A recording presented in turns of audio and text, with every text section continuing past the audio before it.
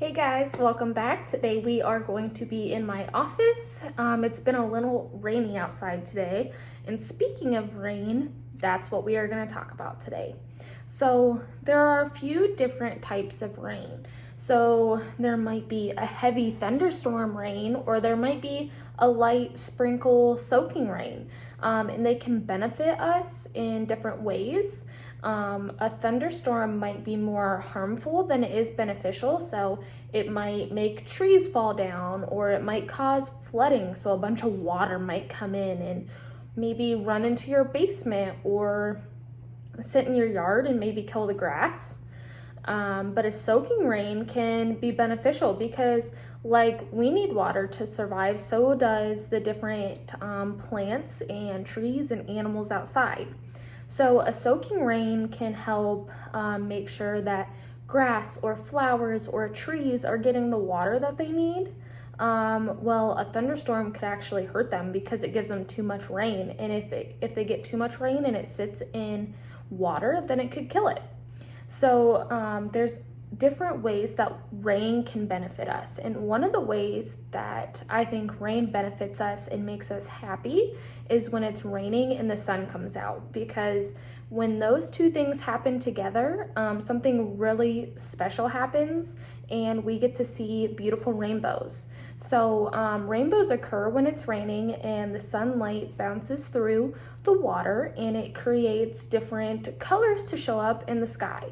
So there are multiple colors in a rainbow, and those are red, orange, yellow, green, blue, indigo, which is like a bluish purple, and violet, which is like a lighter purple, almost pinkish color. So those are the colors of the rainbow, and today we're actually going to be making a rainbow. We're gonna do an experiment where we have 2 cups of water. The 2 cups will be filled most of the way full. And then you're gonna get a paper towel and you're gonna color on each end of the paper towel. You're gonna color the different colors of a rainbow. So red, orange, yellow, green, blue, indigo, which is like that purpley blue color, and violet, which is like the pinkish blue color. So you'll color those on there, and then you'll stick each end into the cups of water and it will grow the rest of the rainbow in the middle. So that is going to be the really cool experiment that we're going to do today. And I'm going to put some pictures in here in a video of what it's going to look like. You might have seen it at the beginning of the video. I had it sped up through there, so you guys seen it there, and I'll show it again at the end of the video. So that's the fun experiment that you guys will get to do. And then we're going to talk about a few more things with the different types of rain and how they may help or hurt us.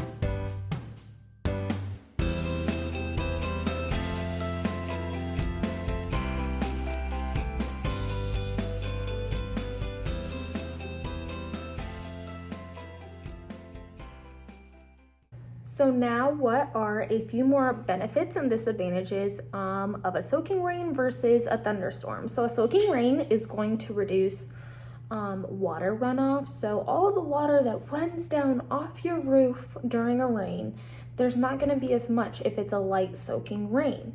So that water runoff, when it comes off your roof, it can get fertilizer in it, which is stuff you can put on your yard to make your grass go faster. It could get herbicides in it, which a herbicide is like a weed killer to get rid of gross weeds in your yard that aren't supposed to be there when it's just supposed to be grass. And if those things get into it and it goes down into rivers or streams, it can be harmful to the plants or animals there. So we want to reduce that water runoff the best that we can. And we talked about this before in one of our previous videos about the rain barrels and why those are important. So water runoff, that is the biggest one, the biggest disadvantage for thunderstorms. When we talk about different benefits or disadvantages, and what can be most harmful to the environment. The next thing, thunderstorms can bring a number of different things with them. So they could bring hail, which could hurt the different plants or animals because it's going to come down, it's going to hit it really hard. It can cause really strong winds, some winds that might even blow you away, or tornadoes. And that can just rip plants out of the ground and destroy them. Or it can cause lightning, and if lightning strikes a tree, it'll split it in half, and that will kill the tree. It could kill other plants.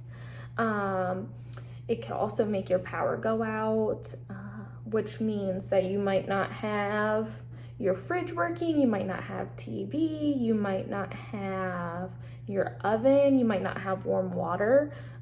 So those are some big disadvantages of thunderstorms. So we always want to have things like a light soaking rain.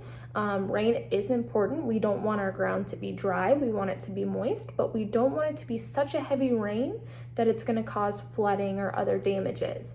So we need to make sure when rain's coming in, we find ways to reduce the water runoff so we're not polluting the water. We want to find ways that we're not flooding areas. We need to keep the water clean, and we need to make sure that we're taking care of the plants and animals. Even if it is dry, we need to make sure that we're watering our plants to make sure that they have what they need to survive, because just like us, they need water to get the nutrients that they need too.